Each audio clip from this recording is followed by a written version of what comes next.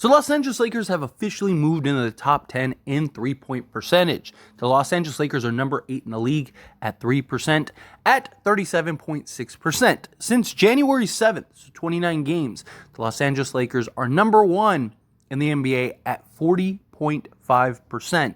That is insane. I don't know about 40.5% being like heavily sustainable, but that would be fantastic. I mean, a lot of this and most of the credit has to go to D'Lo. You're talking about a guy that's averaging nearly 7 threes a game and shooting almost 43% on the season. He's shooting 42.4%, 6.7 attempts. He has been absolutely spectacular. And look, going into the season, during the offseason, it was looked at as like, hey, the Lakers are going to be a good three-point shooting team because D'Lo shot like almost 42% last season. Austin Reeves was around like 40%. LeBron James was the big question of like, what does he look like? But then you add a guy in Taurean Prince who could be 38 to 40%. Christian Wood could be 38% from three. It was like, you start putting the pieces to the puzzle here. Gabe Vincent even, right? And it's like, hey, the Lakers could be maybe not top 10, but at least middle of the pack bare minimum. And they just started off atrocious. A lot of that was just Austin Reeves was like 28% from three-point range at one point. Even D'Lo had his early struggles, kind of turned it around, picked it up. Austin Reeves has picked it up recently. He's been shooting around 40% from three, which is good, right? We need the Lakers to continue that. But D'Lo's kind of been the driving force last few months. He's just been lights out in many cases, in many ways. He's had several games where he's knocked down, 5-6 threes. And obviously that needs to continue. Hopefully that hot shooting carries into the postseason because that's where we're really going to need it. But also with the offense and the structure in which we are using the 5 out, it calls for shooters, right? You need guys that can knock down shots. And having, our starting 5 specifically of D'Lo, Rui, and Austin Reeves out there on the perimeter, you're talking all 3 guys are shooting 40%, right? So that is incredibly important. LeBron James is having himself a 3-point year. And that's where, to me, it ultimately lied, right? I even made videos in the offseason talking about that, right? That I thought we could be a very good 3-point shooting team, but what does it look like with LeBron James? Because, LeBron, he shooting 7 threes a game. If he's shooting 29% from 3, that's going to heavily affect our 3-point percentage, right? If LeBron is taking a third of the 3-point attempts and shooting it at a low percentage, guess what? You're not going to be a good 3-point shooting team. For example, if you look at last year, LeBron averaged 7 attempts per game and shot 32.1%. The Lakers aren't going to be very good if they're shooting that. But you look at this year, LeBron's only taking 5.4 attempts, and he's shooting 40.5%.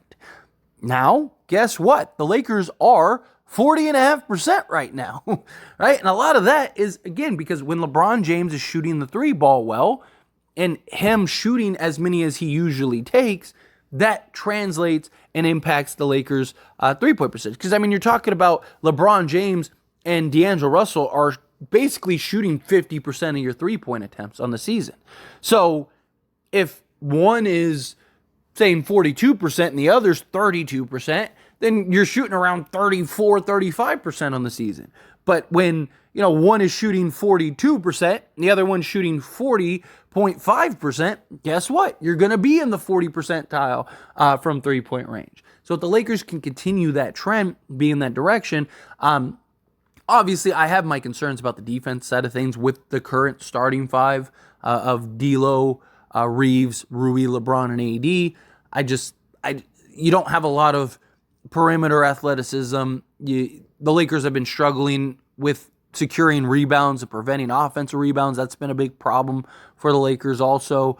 But you kind of offset that with the insane offensive production that the Lakers have. With this starting 5, the Lakers are number 2 in total points. They're number 1 in offensive efficiency, right? They're averaging 120 a game. That's good. And it also requires you to kind of have to maintain that, because we've seen games where the offense isn't, Sacramento game, right? Is a great example. Lakers come out, guns blazing, looking fantastic, hitting everything, right? And all of a sudden you look and they're up 19.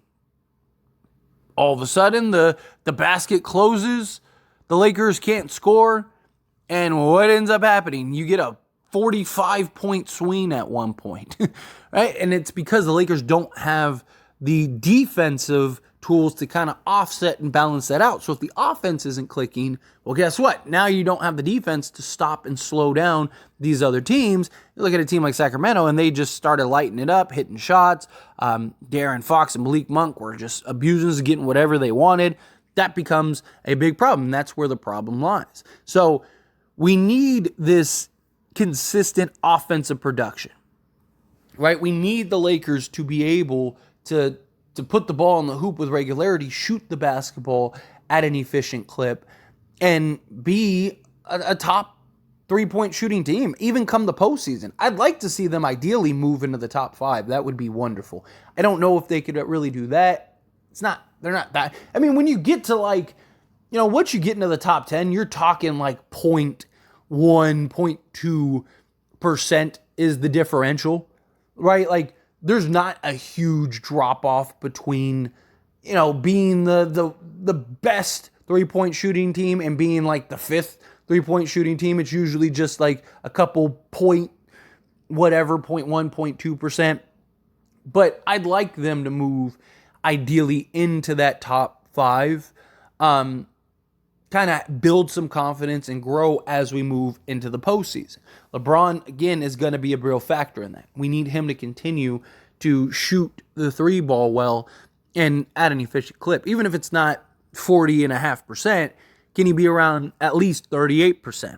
But you also look at other guys, right? As I mentioned, Austin Reeves had just terrible struggles early in the season. They said there was a point where he was shooting like 30 or 28, 29% from 3-point range, which isn't good. And I talked about heavily all season. If Austin Reeves can find his 3-point shot, it's going to make things so much easier for him. Everything's just going to start clicking because it opens everything up. Right? I mean, there were stretches in the season where teams were literally just letting him shoot. Like no contest, no challenge, no nothing. They were just like, hey, we'll live with that. And that wasn't good. And it was the right decision. And I mean, Austin Reeves is starting to shoot well. He's not where he was last year by any stretch, but he's shooting 37.5% on basically 5 attempts per game. 4.8 if you want to be exact. Shooting 37.5%. Last season, he was 39.8% on 3.4 attempts. So basically 40%. So if he could kind of move back into that sort of 40%, 39 to 40% range, that would go a really long way in kind of moving into that top standings. Like, and if you look like the last month or so, he's shooting around 40% from 3. He's basically going like 2 of 5 on average a game, which is good. He's had a couple goose eggs, a couple rough games, but for the most part, he's done his part. And then Taurean Prince, right? I mean, Taurean Prince has been, outside of D'Lo, basically been our most consistent, knockdown 3-point shooter. I know a lot of people are super down on Taurean Prince and are like, and a lot of that isn't his fault. It's just Darvin Ham's fault. And it's just, Darvin Ham's been having Taurean Prince play 30 minutes a game. Darvin Ham, to his credit, has dropped his minutes to around 15, 16 minutes a game, which is good, right? Because he was on the season averaging 28, almost 29 minutes a game. It's not good. You don't want that. But now he's coming off the bench, playing a bench role, averaging about 16 minutes a game, and he's still shooting about the same, which is what you need, right? Because if his production dropped heavily, I mean, I still think you bring him off the bench, but that's not a positive in the Lakers' direction. But this season, you look at Taurean Prince, he's shooting 39.1% on 5 attempts per game.